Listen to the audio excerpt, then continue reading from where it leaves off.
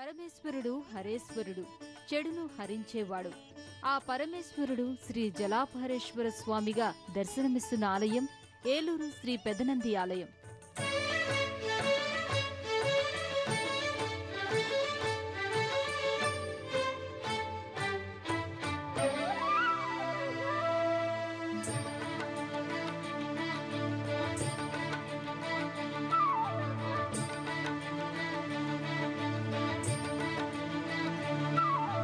నీలకందరా దివ్య మందిరా ఉమా సుందరా దేవ హాలలోచన భస్మరంజన భుజగభూషణ దేవ యోగ కర్మాది నిర్వికల్పాది నిర్మలానంద భావ సర్వభక్తాడి సకల లోకాడి ముక్తి పదమి నీ సేవ నిత్య పూజలే అందు బృందము నీదు వంశమే కాదా నీలకందర దివ్య మందిర ఉమా సుందర దేవ హాలలోచన భస్మరంజన భుజగభూషణ. ప్రాచీన ఆలయానికి కొంత మార్పు చేసి నవీన హంగులు దిద్దారు.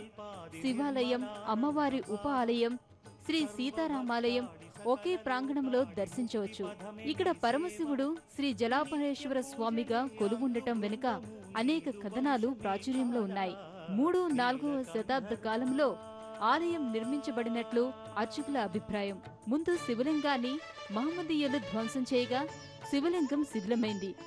అప్పుడు స్థానికులకు స్వామి స్వప్నంలో సాక్షాత్కరించి, నేను ఒక బావిలో కొలువై ఉన్నాను, నన్ను బహిర్గతం చేసి పూజిస్తే మీ అభిష్టాలు నెరవేర్చి భక్తులందరినీ అనుగ్రహిస్తానని చెప్పారట. అప్పుడు బావిలో వెతకగా శిథిలమైన శివలింగం దర్శనమిచ్చింది. నీటిలో లభించినందున కూడా స్వామి జలాపహరేశ్వరుడిగా కాలక్రమేణా స్వామి మహిమలచే శ్రీ జలాపహరేశ్వర స్వామిగా నామాంతరం చెందాడని స్థానికుల కథనం.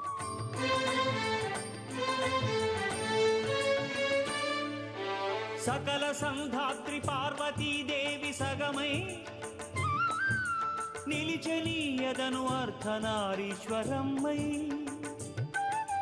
ప్రకృతే దివ్య శక్తిలా నీకు తోడై నిన్ను నిలిపేను సృష్టికే మూల రూపై దాహాటితో ధర సొక్కగా దాహాటితో ధర సొక్కగా నింగి నుండి నీదు జటను చొరబడీలను కాచెలే సురగంగా నీలకంధరా.